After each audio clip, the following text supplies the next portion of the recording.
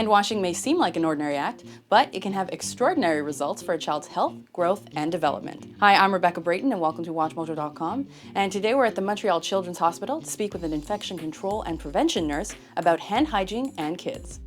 October 15th is Global Hand Washing Day. What is the importance of hand hygiene? Hand hygiene is very important in real life, but in the hospital it's very, very important. In Canada, we know that there are about 200,000 people who will develop a nosocomial infection, and among those people, between 8,000 and 12,000 will die because of the infection. The study showed that if healthcare workers would wash their hands every time it's necessary, the nosocomial infection rate would go down by 50%. Would you say hand hygiene is more important for children? What's maybe more important for children is that because they are children, they are in a process of learning, and it's very important to teach them when and how to wash their hands, so they will integrate that behavior in their life. When should hand washing be practiced? In real life, again, for children, the most important time is before you prepare food, before you eat food,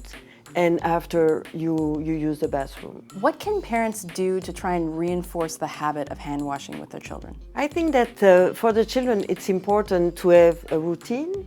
So, like when you would call the children to come to the table to eat, the first thing they should do is run to the bathroom or to the sink to wash their hands. And it should be something that everybody does, not only the children, but the parents also. There are lots of disinfectant products available, like hand sanitizers and gels, that claim to do the same job as soap and water. Is this true? Somehow it is true, but what people don't know is that those products were developed for healthcare workers. For instance, a nurse working in an intensive care unit, if she has a shift of 8 hours, if she would wash her hands with soap and water, which takes about 1 minute, she would have to wash her hands during 3 hours over those 8 hours of work. Obviously, no skin would support that kind of treatment. And so that's why they developed the gel. But the gel is only effective when there is no protein on the hand. And in the dust that we gather, there are proteins. And so when you put gel on protein, the alcohol, which is in the gel, does not work.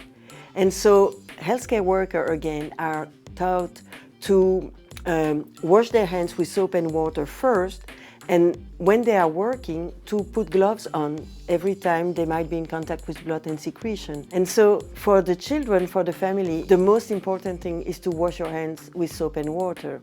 And when you go out for a picnic, for instance, I would recommend to use the little wipes that parents would use to wipe the children's buttock when they change the diaper, for instance. What is the proper way to wash your hands? Are there some general do's and don'ts? What's important is to choose water that is not too cold or not too warm, because that would damage the skin. And then to wet your hands. And when your hands are wet, to take the soap, then to rub your hands, to go between the fingers, and to go with the fingers in the palm of the hand to make sure that the soap and the water will get all the way. And when you observe people washing your hands, often they would forget to go along the thumb and the pinky. If you have jewelry or a watch or long sleeves like I have right now, you won't really wash the wrist. And you should go all the way there. And then rinse properly. There should be no soap left on the hand because the soap would irritate the skin. So you have to dry your hands properly also, because if you keep water on your hands, microbes would develop again soon. Thank you very much. Thank you.